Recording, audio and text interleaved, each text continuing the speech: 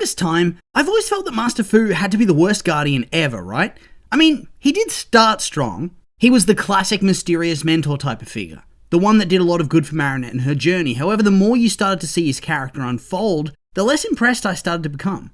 Until I came to the conclusion that he was a failure of a Guardian, who did very little right across his tenure. I held firm with this opinion for quite a while, and whilst I've never really hated the character like I do with the two Andres, I did think he was a bit of a joke. Until I came across a post on Reddit talking about the actual reason that he may have chosen two teenagers to be heroes as opposed to, well, anybody else. So I'll link that post in the description if you want to go and read it, and I'll address its content in a little bit. That post, though, it did get me thinking. Was I too hasty in my judgment of Master Fu? In pretty much every discussion I've had on the topic, I'm pretty sure I've framed Fu as being somewhat incompetent as a Guardian with very few high points to be spoken of. So have I been looking at all of this from a completely unfair perspective? Do I need to give him a second chance? Realistically, probably. I will admit I can be a reactionary person and very hasty in forming opinions at times. Once I have that opinion, I'll beat it into the ground any chance I get. I have been having a lot of second thoughts about various different films and topics recently though, and realizing where I've gone wrong, and I think that once again, that may be the case here. So I want to go through Fu's entire backstory and arc within the show itself, and see if I can figure out if my thoughts have changed. Okay, so from what we know, Fu lived at the Guardian's Temple in Tibet 172 years before the story began. He was Su-Han's apprentice, but he didn't actually want to be a Guardian. I feel like I've always glossed over that part, but does this imply he was actually not allowed to leave the temple or the order? Was he dumped there as a kid and so his whole life had been chosen for him? That's rough. Then we come to the fateful day of the feast Sentimonster. So he, a child, against his will, is told he has to guard the Miraculouses alone for 24 hours with no food, as a test. Well, yeah.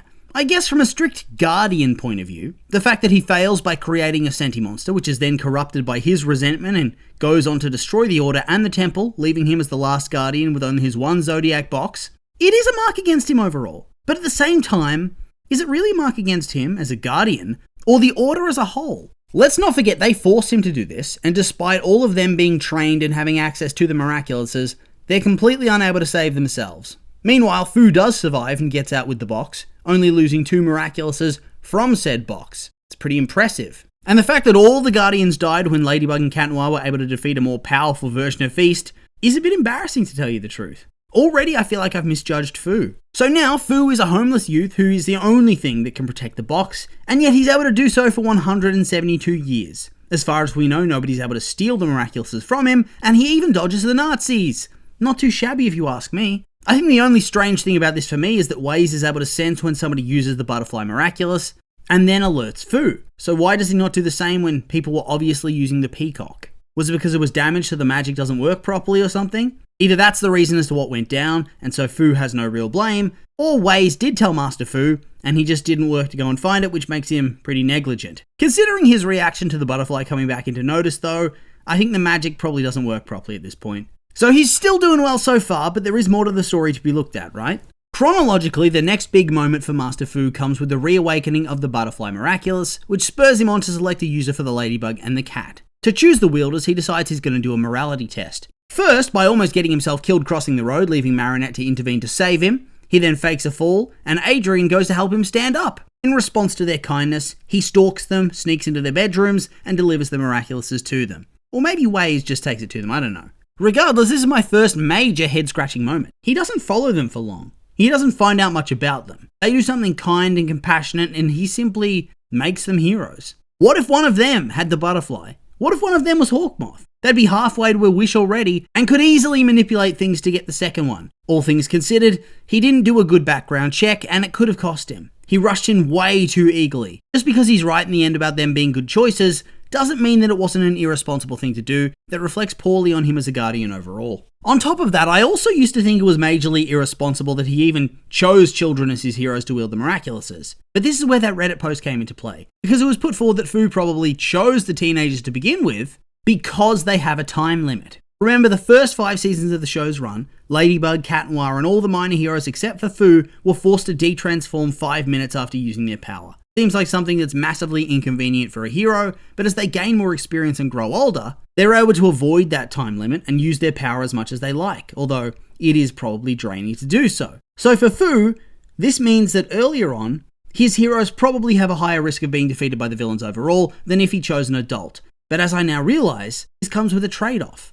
That trade-off being that if somebody proves that they're not worthy, or they can no longer use the miraculous properly, it'll be easier to defeat them as they have a time limit. He can trap them in the shell after they use their power, and when they run out of time, he can simply take the miraculouses back. This is actually a huge brain moment for Fu. And as I said, it's the one that actually spurred me to reevaluate his character and role in the story, as it's actually quite impressive.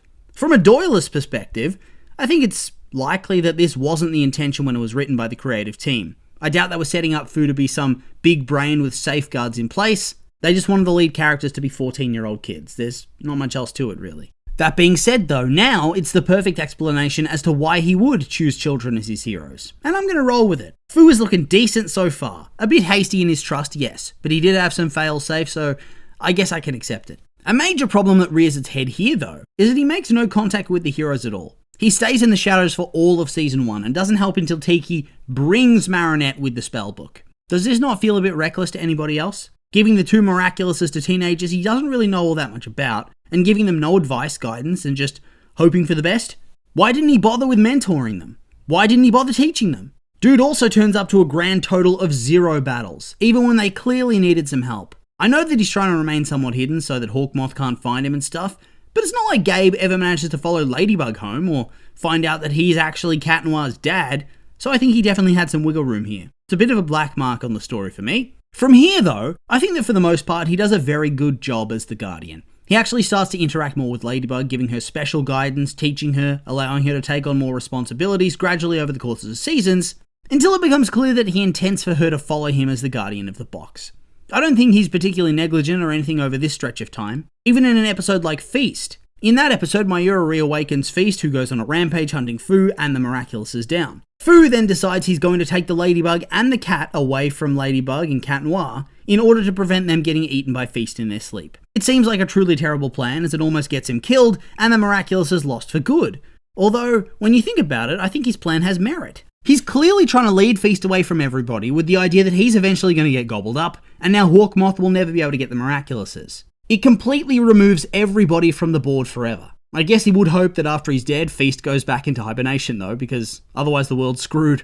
I think the plan is decent. After all, how was he to know that could even be stopped? Remember, he had no reason to suspect the Order of the Guardians was actually massively incompetent and weak. He grew up with them and probably views them as wise and powerful. If they could all be destroyed by this thing, how could he expect young Ladybug and Cat Noir to be able to contend with it? Turns out though, the Guardians do just suck, and Marinette and Adrian are pretty much badasses, eh? Seriously, the more you think about that particular plot point, the more it makes sense that Marinette hardly ever listens to Suhan. Dude had no clue at all, did he? I mean, he was tempted by modern Western decadence the second he turned up in Paris. He's offered no real good advice, and he's done nothing productive whatsoever. Dude's a clown, and I feel like I suddenly see his interactions with Fu and Marinette in a whole new light. Fu seems mostly vindicated to me by this point.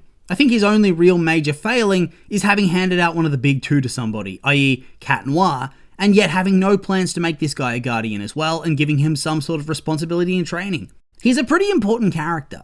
He gave out the cat permanently for a reason, didn't he? If he just wanted him to be another hero in the crowd, why didn't he only give out the Ladybug with some instructions to her to hand out the cat as necessary to somebody else? Why would you even put the cat on the board to begin with? It's just, I don't know, it feels like a strange moment from Fu. I wouldn't go so far as to say it was negligent or like it's a failure as a Guardian moment. It's just kind of strange. Maybe I'm just salty because it doesn't make for very compelling TV, does it?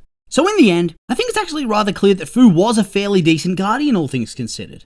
Unlike most Guardians, he was alone in the world with no guidance, and yet he managed to find an S-tier apprentice to carry forward his legacy, didn't lose any Miraculouses after the first incident, and kept the Order alive solo for close to 200 years.